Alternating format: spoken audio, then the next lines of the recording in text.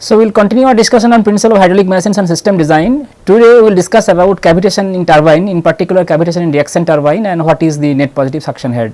Probably we have discussed this phenomenon in the context of the operation of pumps, that we have discussed that while fluid is flowing through the passage of the impeller, there might be a case when pressure at the flow passage might fall, the vapor pressure at that corresponding temperature, then local boiling may start, and it will leads to a undesirable phenomenon of cavitation. So, it is not desirable phenomenon at all, because as I said you that cavitation if starts, then it will try to erode some material from the impeller and it will create an audible noise. So, and we have also discussed that to avoid cavitation, it is always advisable to run a particular pump, which we talk about radial flow pump, that in a flooded suction mode. That means the pump impeller axis should be always below the water level in the reservoir. So, similar to that line, even there might be a chance that cavitation might occur in reaction turbine. When it occurs? Because whenever liquid or working fluid is flowing through the passage of the runner, rather reaction turbine. So, we should be careful that while the fluid is passing, the pressure at any point should not fall the vapor pressure at that temperature, otherwise local boiling may take place and it may leads to a phenomenon of cavitation. So, now we need to know what is the probability, rather where this pressure might fall, the vapor pressure at that temperature. So, we have discussed that in a pump the cavitation may occur at the eye of the impeller, that is at the inlet of the impeller. So, eye of the impeller is very common, not very common. In most of the textbook it is written that they are at the inlet or entrance of the impeller. So, that is known as eye of the impeller, where pressure might fall below the vapor pressure, and we have discussed that even in the context of effect of inlet swell on the net head being developed by a pump, that if C theta 1 become negative, since U1, that is blade velocity at the inlet of the impeller will remain same, in that case the relative velocity will increase. If velocity increases, then pressure will fall, and pressure falls. If pressure falls below the vapor pressure, then it will create this undesirable phenomenon. But you know that in the context of pump, it is happening at the eye of the impeller, rather at the inlet of the impeller, but in case of a reaction turbine, the chances of having cavitation is at the outlet of the runner, where pressure might fall below the vapor pressure, because we have seen that in a turbine, in particular hydraulic turbine, we are utilizing the net head available, and then the net head is converted to the kinetic energy of the rotation, that is and all the head may not be converted into the equivalent amount of kinetic energy of rotation. So, we may have some unspent, rather unutilized head, and to recover that we have a draft tube, a special arrangement in a reaction turbine. So, at the outlet of the runner, rather at the inlet of the draft tube, there might be a chance that pressure might fall below the vapor pressure and cavitation may occur. So, we will discuss today that in the context of reaction turbine. So, if I talk about reaction turbine, then and reaction turbine. So, as I showed you that at the outlet of runner, or inlet to the draft tube, pressure might fall the vapor pressure, and in that case chance is there that cavitation may occur. So, we should be careful that, rather we should be careful to handle this. We should take preventive measure. By how? We have discussed that in case of a pump, we have discussed that pump should be always, pump impeller axis should be always below the water level, of the sum or reservoir. In that case, we may avoid cavitation. Similarly, if I draw the schematic now, so suppose this is the reservoir and this is the penstock, then water is going to the, so this is a turbine,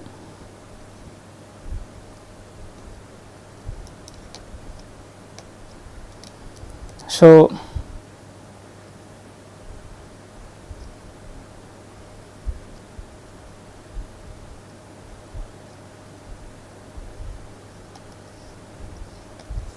and we have a draft tube like this, and this is TRL, this is TRL, tail race level, and this is HRL, head race level, this is penstock,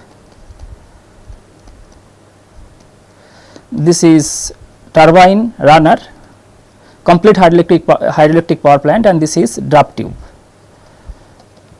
Now, if the runner who is located let us say z distance away, z distance above the tail race level, so then highly chance are there, these areas at the inlet to the draft tube and outlet of the runner where cavitation may occur. So, that means there pressure might fall, the vapor pressure at that temperature, and it may leads to a cavitation. So, now if I apply Bernoulli equation, so if I apply rather steady flow energy equation or Bernoulli equation between these 2 points, means this inlet of the runner and final discharge to tail race. So, this is the final discharge, somehow draft tube is submerged in the tail race level. So, if I apply Bernoulli equation between these 2 points, let us say this point 1 and this point 2. So, if I apply Bernoulli equation, or I can say steady flow energy equation, if I apply Bernoulli's equation between 1 and 2, this is 2 points, then what can I write?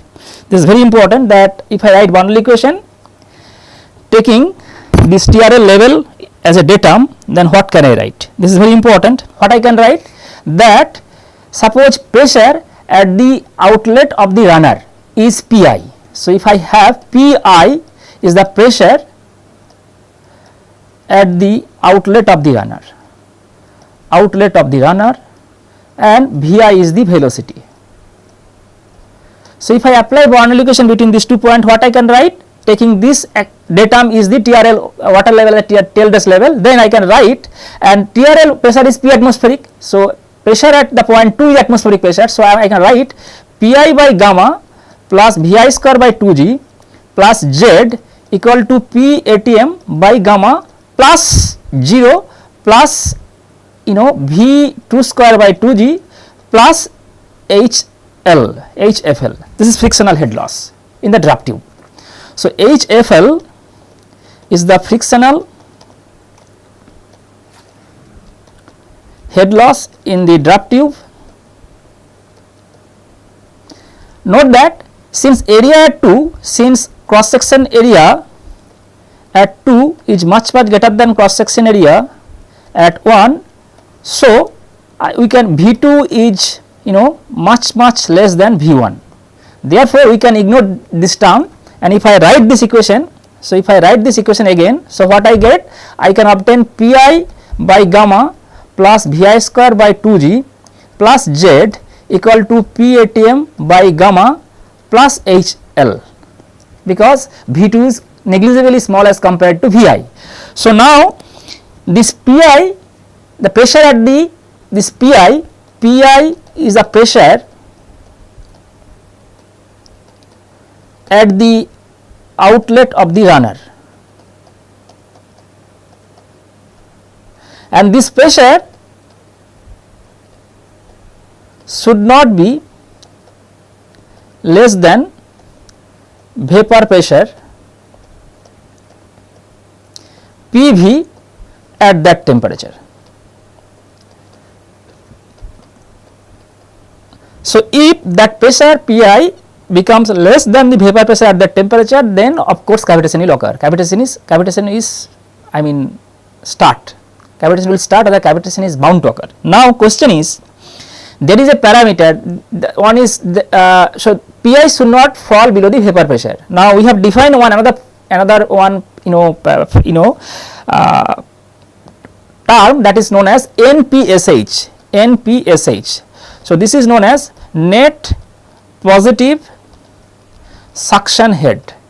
So, this is an indicator of whether cavitation is going to start or not. So, this is an indicator to about the cavitation, whether it is going to start or not in a pump or reaction turbine. So, we need to now define. So, Pi is the pressure. So, net suction head. So, it is not only the static pressure, static head. So, net positive suction head, that is total head or total static pressure, that is called total static pressure, total head, that is very important, because that it is not only the static head. So, total head, suction head, total suction head available at the outlet of the runner is equal to static head plus dynamic head. Dynamic head, static head is, let us say, Pi by gamma plus Vi square 2G. So, these two term Vi, so this is Vi square by 2G. So, this is the total suction head available at the outlet of the runner, static head plus dynamic head. So, this is very important, Pi by gamma plus Vi square by 2G, and this head should not fall the vapor pressure. That means there is an indicator. So, what I told you, that if Pi greater than Pv, no cavitation, and Pi less than Pv, cavitation may start. Cavitation may start. Now, an indicator which talks about the occurrence of cavitation, which is not a desirable phenomenon at all, that is net positive suction head. The total suction head available at the outlet of the runner is static head plus dynamic head, Pi by gamma plus Vi by 2G square. So, this NPSH talks about that this term Pi by gamma plus Vi square by 2G if minus Pv by gamma, of course, because this is the NPSH. So, this is the head available and this is the vapor head corresponding to vapor pressure. So, if this become positive, that is net positive. So, this is net positive suction head, and then if this is the case, and if this is I mean, because we can assume that frictional head loss is equal to 0, then so this is the net positive suction head, and if this is the case, then we should not have cavitation. That means Pi by gamma plus Vi square 2G, that is the total suction head, this should be higher than the vapor pressure, the head corresponding to vapor pressure. Now, if I give this equation number 1, then if I write equation, if I use equation 1 in equation 2, that is NPSH, what I can write? I can write that NPSH is equal to Pi by gamma plus Vi square by 2G minus Pv by gamma, where Pi by gamma plus Vi square by 2G plus Z is equal to P ATM by gamma plus HFL, frictional pressure loss, frictional pressure drop. So, now what is this term?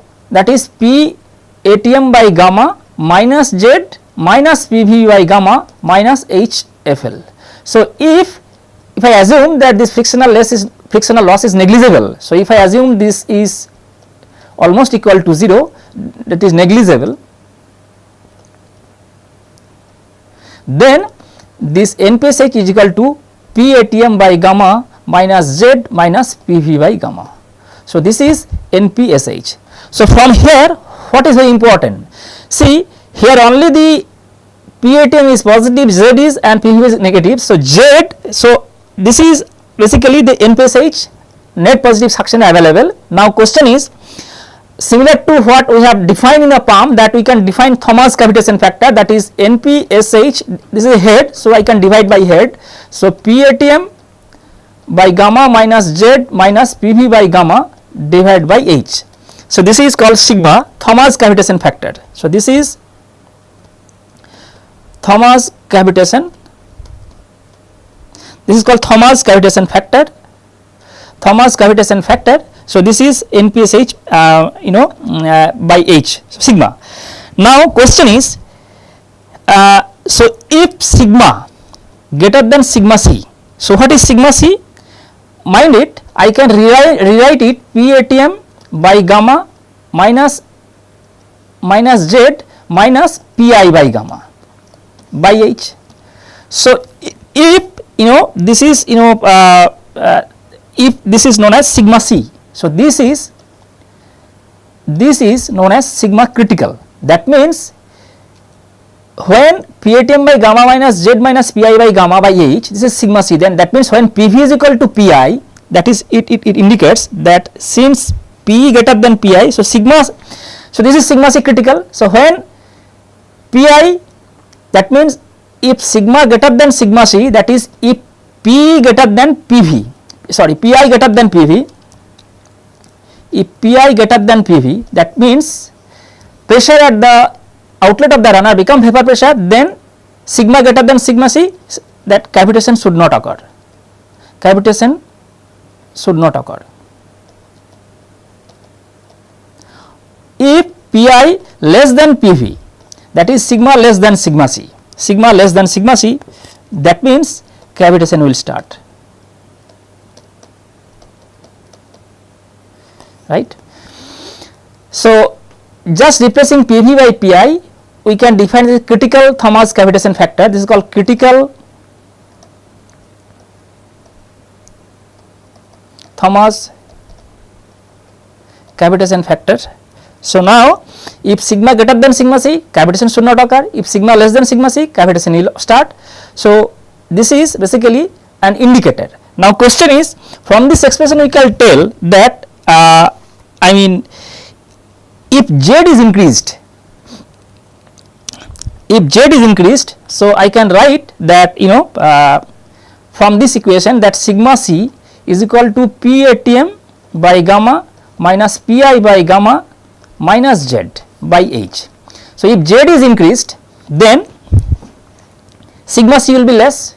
So I mean, if Z or H is increased, sigma is reduced. So sigma will reduce if Z is increased. So if Z is increased, sigma will reduce. In that case, probabilities will be that sigma will be less than sigma C, then cavitation might occur. So that means sigma is reduced and sigma is reduced, and if it falls below the sigma C critical value, then cavitation might occur. So that is why it is cavitation is occur or not occur, sigma will be calculated, and when sigma is greater than sigma C, cavitation is not expected to occur, and Z is increased. That means if turbine is runner is located away from the tailless level, then highly chances are there that the cavitation might occur. So it is recommended that runners should not be located far away from the tailless level, rather runners should be very close to the tailless level. So Z should be minimum. So if I reduce Z, then probably the chances are there that sigma will be high, and in that case sigma will be greater than sigma C, so we may avoid cavitation. Okay, so this is the mathematical formulation about NPSH in the context of reaction turbine operation, and we have seen that cavitation is likely to occur at the outlet of the runner where pressure might fall the vapor pressure. We have derived the net positive suction head, and we have identified critical value of Thomas cavitation factor, and we have seen that here only one factor is that by H, if H is increased, this capital H, then also the sigma will reduce. So capital H should not be high, and also Z should not be high. That means turbine should be installed very close to the tailless level, so that the sigma, I mean Thomas cavitation factors will be high, and it will be greater than sigma C, and cavitation may be avoided. So now we will proceed to discuss about a few problems, that is what we could not solve, we could not discuss in the last lecture. So today we will solve another two problems based on the turbine. So one problem is that the blade of a simple jet impulse turbine. I am writing another problem, that the blades of a single jet impulse turbine run at 0.4 times the jet speed.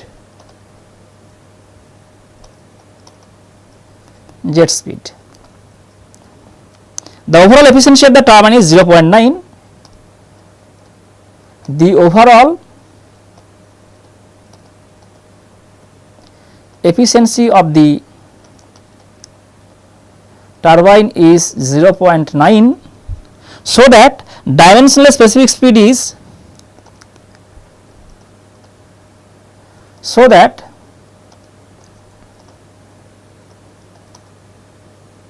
dimensionless specific speed is 0.1712 small d by capital D, where d and d represents the jet diameter and wheel diameter respectively, where small d is the jet diameter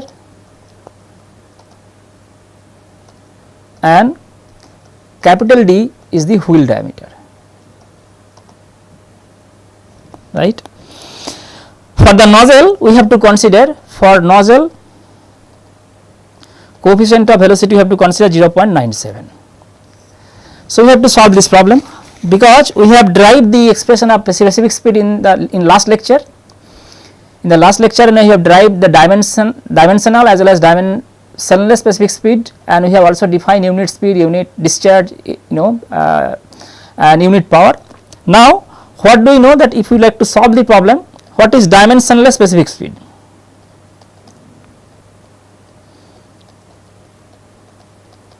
Dimensionless specific speed NST is equal to n root of p by rho divided by gh power 5 by 4. Overall efficiency, that is also we have discussed, that is power output from the turbine divided by rho cube g into h. This is the head available, rho cube g h, and what is the output power p. So, for a single jet turbine, it is a single jet impulse turbine. So, for a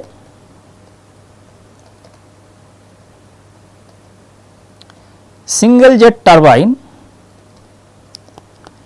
Q will be equal to pi by 4 d square into V1, where V1 is equal to Cv into root 2 gh, right. So, h is the working head, Cv is the coefficient of velocity that is given, and d is the wheel jet diameter. So, I can write it pi d square by 4 into 0.97 root rather gh to the root gh into root 2. It will come around 1.076 d square gh power half. So, this is the discharge. So, then what will be the overall efficiency and total power output? Eta naught into rho gh into cube, that equal to, if I put the value of eta naught 0.9 overall efficiency, rho gh into q is equal to 1.076 d square gh power half. So, eventually I will get 0.969 rho d square gh power 3 by 2, gh power 3 by 2. Now, it is given that the impulse turbine run at 0.4 times the jet speed. So, u is equal to 0.4 times V1, that is given, this is given. So, u is equal to 0.4 times Cv into root 2 gh, that is equal to 0.548 gh power half, that is given. Now, what do we mean? What do we know? We know that u is equal to pi dn by 60. Therefore, n is equal to 60 u by pi d, and if I put the value 60 into 0.548 gh power half by pi into d, and I will get 0.174 gh power half by d. So, substituting the value of p, now substituting the values of p and n for nst, what I will get? Nst is equal to n root p divided by root rho gh power 5 by 4, and if I do this calculation, ultimately I know the p. So, n is equal to 0.174 gh power half by d into root p root of 0.969 rho d square gh power 3 by 2 divided by root rho into gh power 5 by 4, and if I do this calculation, eventually I will get it 1712 d by capital D. This is the problem, and we will solve another problem. So, that is very simple, that everything is given, we have to calculate based on the mathematical exercise that we have worked out in the context of in the discussion of impulse turbine, and from there we can easily calculate that the dimensional specific speed can be given by this relationship. Now, the next problem I will discuss is verify that problem 2.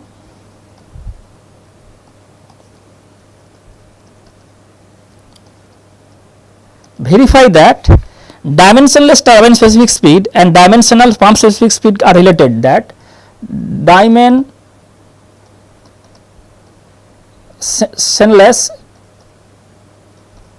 turbine specific speed NST and dimensionless pump specific speed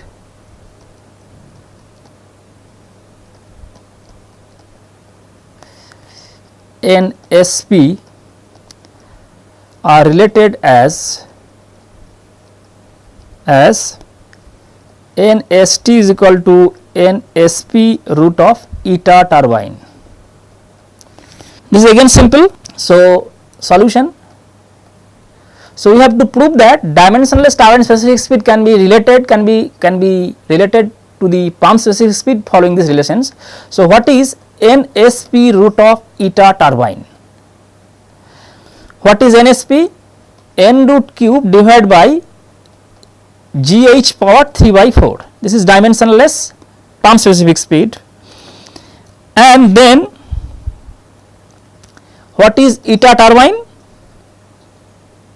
Eta turbine is P by rho cube G into H, overall efficiency of course, and if we write it, N root cube by GH power 3 by 4 into root P by root rho cube GH, that is N root cube into root P divided by root rho root cube and GH power 5 by 4, that is N root P by rho divided by GH power 5 by 4, that is dimensionless turbine specific speed. So, that this is proved. That means, this is a very simple problem, just only to verify that dimensionless specific speed of the turbine can be related to the pump specific speed following the relations. So, we have started from right hand side of the expression which we need to prove, and we have ultimately proved that right hand side can be proved to the that is equal to LHS, right hand side equal to LHS, that is what we have proved.